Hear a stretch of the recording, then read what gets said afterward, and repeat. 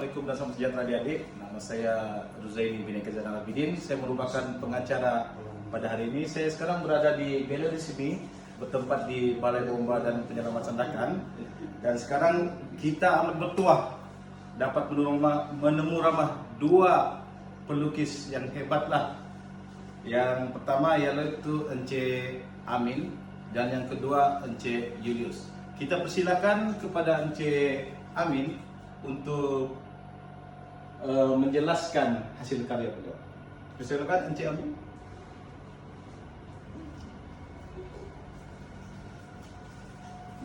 Okeylah Ence Amin. Boleh terangkan apakah makna di sebalik dengan Ence Amin gambarkan dalam hasil karya Anda? InsyaAllah saya akan coba terangkan makna gambar apa yang saya telah lukis di sini. Di sini seperti yang kita lihat, adik-adik lihat ada sepohon pokok yang besar. Sepohon pokok yang besar tanpa ada pohon-pohon yang lain. Ini menggambarkan keadaan pokok itu sendiri, di mana dia berasa sendirian, berasa sedih karena teman-temannya yang lain telah dimusnahkan. Maksudnya di sini hasil perbuatan manusia yang melakukan pembelakan secara berleluasa. Maksud yang tersirat di sini itulah yang coba disampaikan. Oke adik-adik, seperti yang adik-adik lihat di gambar yang kedua ini, di sini melalui pengalaman sebenar saya, ada lembaga yang kita lihat di sini merenung tajam.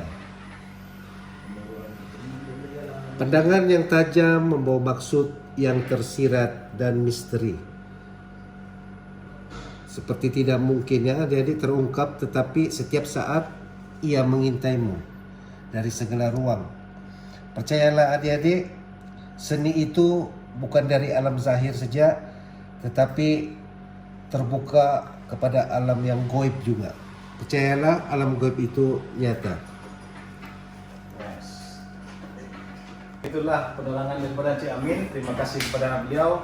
Dan kita memanggil seorang lagi pelukis yang hebat. Nama beliau ialah tidak asing lagi lah di daerah Sandakan kami, Ence Julius. Terima kasih. Oke, salam sejahtera adik-adik. Ya, seperti yang kita lihat di sini, ya ada dua lukisan binatang. Satu lukisan harimau dan satu lukisan lembu. Kenapa saya menggambarkan lukisan harimau ini? Karena harimau ini adalah binatang yang semakin pupus. Untuk pengetahuan adik-adik, mungkin ramai yang adik-adik tidak tahu tentang harimau ini semakin pupus. Jumlahnya di seluruh Malaysia mungkin tidak sampai lagi dalam 1000 ekor. Jadi tujuan saya lukis ini supaya kita dapat melindungi hewan ini, supaya dia tidak diburu. Karena kalau kita tidak melindunginya, 10 tahun akan datang kita hanya melihat lukisan ini saja. Kita tidak akan melihat yang sebenar. Manakala gambar yang kedua ini, kenapa saya menggambarkan seekor kerbau? Karena dia sangat berarti untuk saya. Karena kerbau ini banyak pengorbanannya. Kalau dulu masa saya kecil-kecil, kerbau ini digunakan untuk membajak sawah, mengangkut barang-barang, mengangkat kayu.